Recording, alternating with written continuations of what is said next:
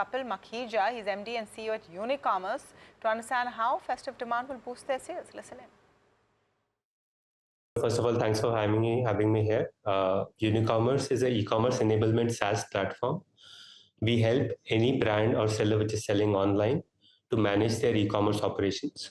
We pertain to post-purchase journey. So right from the time an order is clicked till the time the order is delivered to the end customer, we control the entire journey through our software. So essentially, when you order online, you see the website on which you're ordering, and you see the delivery boy that's coming to your doorstep. Whatever happens in between is what our software powers. We work with both digital first as well as traditional brands. We have a base of 3,600 plus clients, which we're actively serving. Some of the notable names that use our platform are the likes of Mamaearth, Boat, amongst the new age brands, and amongst the traditional brands like Fab India, TCNS, etc. We've recently onboarded VIP bags as a customer, where we are again streamlining the post-purchase journey of their e-commerce operations. For VIP bags and for many other brands, what we help them manage is whatever orders they get on their website as well as marketplaces, the entire post-purchase journey gets handled on our platform.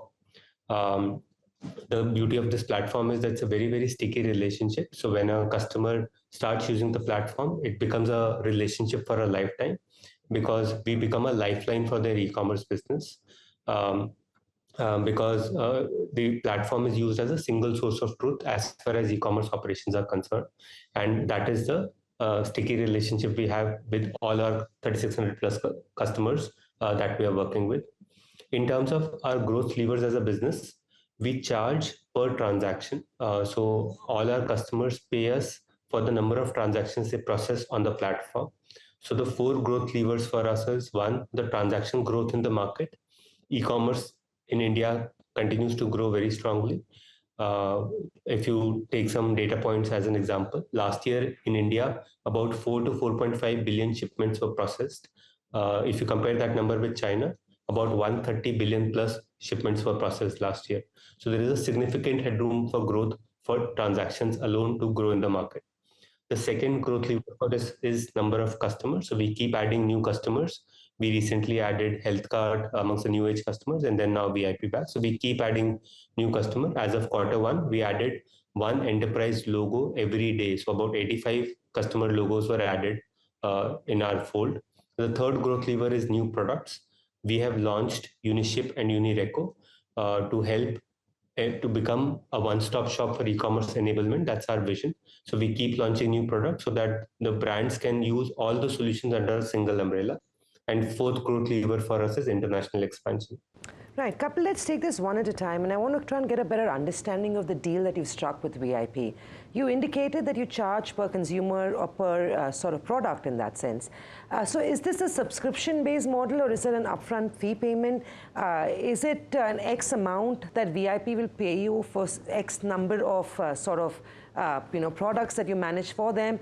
Can you break this down for us, and what is the setup in terms of cash flow in terms of the specific deal? Sure. In general, our enterprise customers, which constitute nearly 90% of our revenues, pay us a minimum subscription fees each month, in which we bundle a certain number of transactions in this cost. And once they exhaust this quota of transactions, any additional transactions they process, they pay us an incremental or usage-based fees. By transaction, I mean the number of items getting processed. So if an order has 2 items, they pay us twice the amount that we charge per item per transaction. So that's our billing model. I will not be able to share the specifics with VIP bags, but this is the general construct that any brand which onboards with us on the enterprise plan pay us. What does client retention currently stand at, Kapil? So like I said, our platform is extremely sticky. The customers tend to stay with us for a long time. Our average tenure ranges from 6 plus 7 plus years, because our enterprise business is only 7 years old. So every year our lifetime continues to increase. So it's essentially, once a customer signs up, it's a lifetime long relationship. We don't have to pay again to acquire a new customer, like a B2C brand. This is a software which becomes a lifeline for their business, and it's sort of a long-term relationship that a brand signs up with for. Right. Kapil, while I know you can't talk about deal financial specifics, but give me a sense of what is the average deal size for your top, say, 10, 15 clients? So it's a function of the number of transactions they are processing. Our top 10 customers constitute about 20%, 21% of our revenue. So the revenue is fairly well diversified. They are also, the idea is that we have a wide variety of customer base. So we have customers who just started their e-commerce journey. They start with us on that, and there are customers who have scaled up and then onboard. So we have a wide variety of customers, but top 10 customers constitute about 21% of our revenues. Right. Well, yeah, just let's try and understand this. And I'm glad you said that and you brought this to our notice that your top 10 clients only contribute 20% of your top line, which means there's no concentration risk that you're running. What I also want to get a sense of is, you talked about going ahead. What is the sort of growth momentum you're looking at or setting out for yourself? Because this is still early days. Traditional businesses are now beginning to move to e-commerce, so the opportunity in the market size is significant. Yeah. Yes, exactly. So given that we are an e-commerce enablement SaaS platform and the fact that our revenue is linked to the number of transactions being processed, our growth is driven by the e-commerce growth. So while transaction growth is one lever, we are trying to add more levers, which is adding new logos, adding new products, and adding new geographies. So there are a total of 4 growth levers. In terms of the transactions as a business, we've always delivered a market plus growth rate. When market during the pandemic, as per our estimates, grew at about 30-35%, we as a business delivered a 50% revenue growth. And last year was arguably one of the slowest years that I have seen in my 9-year journey at Unicommerce, where the market, as per our estimates, grew at about late single digits. We delivered a 15% revenue growth. So we've always delivered a market plus growth rate. We have seen some softness in the overall e-commerce market since Q2 last year, and that softness continued during the festive season last year, as well as continued until end of Q1. But towards the end of Q1, we've seen some recovery started to happen.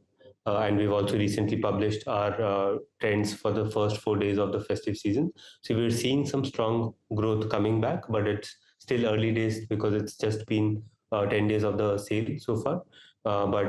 So we have to see whether that trend pertains for the rest of the year or not. But medium to long-term story for e-commerce continues to be intact. As you rightly pointed out, a lot of businesses are yet to come online. There are many new brand launches that are yet to happen, new categories that are yet to go online. So there is a significant growth potential in e-commerce market overall in India. You talked about how you've got ambitious plans. You're looking to add new product offerings. You're looking to go global. I'm guessing because you're still a tech company, there's so much of work that goes into the back end. How do you plan to fund all this? Is the money from the QIP going to be used for those particular reasons I mentioned, or would you be looking at doing it through debt? First of all, I want to clarify we are already global. We are present in 6 countries outside of India. We are present in geographies across Southeast Asia and Middle East. And how much do those international markets contribute to Kapil, to your top line? It's early days for us, so international is about 3 to 4% of our overall revenue. And where do you see that go over the next, say, 2 to 3 years? I think, like I said, international growth is one of our strategies. A large part of our growth will continue to be driven from India because India, as you rightly pointed out, has a huge headroom for growth in terms of overall e-commerce potential. International will be a strategy. Very hard to put a number right now, but it will just be one of the strategies. A large part of our growth will continue to be driven by India. And how would you look to fund these very aggressive and ambitious expansion plans? So I also want to clarify that our IPO was a pure OFS. We have been profitable for many years. We've been PAT positive since FY21.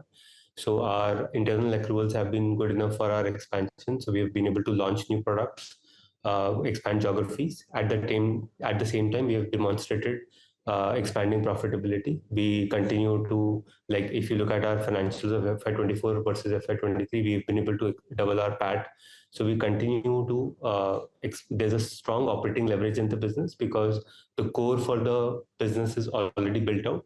Our investment areas are now new products as well as international expansion. And that we are able to fund, as I said, from the internal accruals itself. Right. Kapil, the other thing I want to understand is what are the margins like in this business? is there a range? Is there a good sort of margin profile? Are there some products that do better for you? Is the global marketplace a lot more margin accretive? Give me a sense of the margin range, and how do you plan to improve that if there is an upside chance to doing that? Sure. Before I answer that, I also wanted to clarify we are also debt free. We have no zero debt on the company, and we have not raised primary in this business since 2015. In terms of our margins, our gross margins, this is a fully loaded gross margin that we report, is about nearly 80%, but 78.5% plus to be precise. And our fixed costs below that, which is largely sales and marketing and our R&D costs, are largely fixed. If you look at our fixed expenses over the last few years, they've largely stayed fixed. And that's where there's a strong operating leverage that this business demonstrates, where a large part of our revenue growth translates to the bottom line itself. If you look at our PAT growth, net margin growth itself for Q1, the last reported financials have been 30% plus. So we continue to demonstrate strong margins in the business. And as I said, business has got inherent operating leverage. So we'll continue to demonstrate expanding profitability while demonstrating consistent revenue growth as well. Right. Very lastly, in the next 2 to 3 years out, where do you see your top line at? And if you can just give me a sense of that, that should be useful for our viewers to understand the growth trajectory for Unicommerce. Sure. So, like I said, we've, as a business, demonstrated a market plus growth rate. And while there has been some softness in the e-commerce growth in the last year and continued in Q1 of this year, we strongly believe that the medium to long-term growth for e-commerce is intact. Very hard to say whether the recovery will start happening this year itself, will start from next year itself. But whenever it happens, and from a long-term perspective, we believe e-commerce market will continue to grow at a 20 to 25% CAGR. And we as a business have always delivered a market plus growth rate and will continue doing that. But it's very hard to predict whether the e-commerce market growth will start demonstrating this growth from current year, next year itself. Whenever that happens, we'll continue to demonstrate a market plus growth, primarily because of adding new customers, adding new products.